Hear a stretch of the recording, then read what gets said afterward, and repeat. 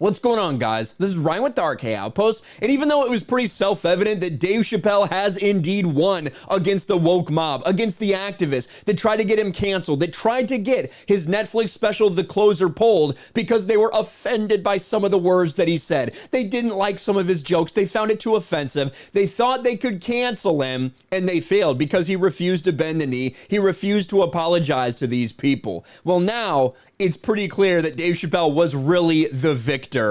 Transgender activist resigns from Netflix because company wouldn't pull the Dave Chappelle special. And this is one of the people that started this entire thing. This person, I know because I put this person's face in my thumbnails. I know you guys didn't like that. I got a lot of pushback because I put this face in a thumbnail, and I understand that. And, you know, it's probably going to happen again on this video, so apologies in advance. A transgender activist working at Netflix has resigned after the company refused to cave to tantrums about Dave Chappelle's special, The Closer. The employee, Tara Field, tweeted, "I'm not pleased with how things ended out, but I believe this is the best solution for all parties involved." And of course, put out a little statement, her resignation letter here, which we can look at. Reign of Tara, which is her own little website. How cute. And of course, it's full of absolute trash. It's talking about how she's such a victim and how this other transgender person at Netflix is such a victim, but they're going to be okay. Let's read just a little bit of this. My resignation from Netflix. This is a copy of my resignation letter that was delivered to my team and the members of the transgender something resource group, equality resource group, probably. God. Greetings. I've resigned from Netflix. This isn't how I thought things would end, but I'm relieved to have closure. When I was looking to change teams at Netflix, when I was trying to decide if I needed a break from my ERG leadership role, and when I was suspended from Netflix in October, there was one person whose advice I sought in all three cases. B. Pagels Minor. We've talked about B. Pagels Minor. B. Pagels Minor is the person that leaked all of the confidential financial information to the press and then was subsequently fired for it. Of course, this person did deny it, but it was fairly obvious, and Netflix fired that person for that reason.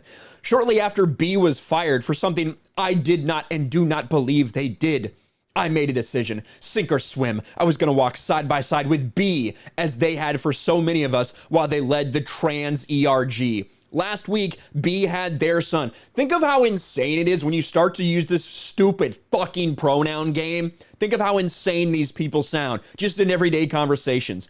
They are both happy and healthy. Well, are you talking about B and their son, or are you just talking about B? That's an honest question, because now these people have literally changed the English language to accommodate whatever they're feeling at the time, which evidently for B. Pagels Minor is a they, them. And for me, that is the note that I'd like this chapter of my life to end on. I want to focus on the joy, not the heartache. To my boss, we only had a few months working together, but I felt safe, supported, and included, and that means the world to me. Thank you for all your support since I joined the team, and in particular, your support through this entire ordeal. To the trans ERG, it's impossible to emphasize how important the ERG was to me the entire time I was at the company, and how incredibly honored I was to be part of it while we grew from just a handful of people to dozens of people attending meetings. The company may prefer the sports team metaphor, but when it comes to the ERG, there's only one way I can describe it: family. To Netflix I&D team, your allyship, education, and support within the company made it possible for us to do as much as we did with as small as a group are when we started. I know that work will continue to expand and improve. Each one of you helps move the company closer to what I know we can and should be. I'm eternally grateful to you all. I'm going to take the next month to rest, recover, and consider what I want to do next. I've been working full-time since 2003 and don't think I've ever taken more than a week or two off at once, other than for medical leave. That's basically how all people in the world exist.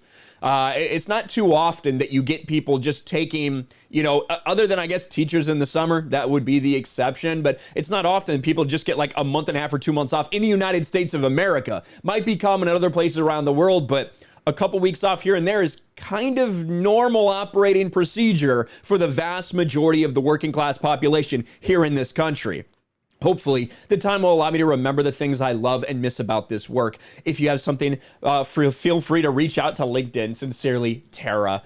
Man, very, very cringe from Tara Field, but I guess that's not a surprise. This is the main person who started all of this drama, who went out there on Twitter and got supported by blue check marks and the mainstream media and these weirdos, right? These weirdo stans, these people that have their pronouns in their bios, and that's all that they can talk about, that's all they can think about. That's what their entire like personality is based off of, is what they've decided to call themselves and their desire to make sure everybody else calls them that too.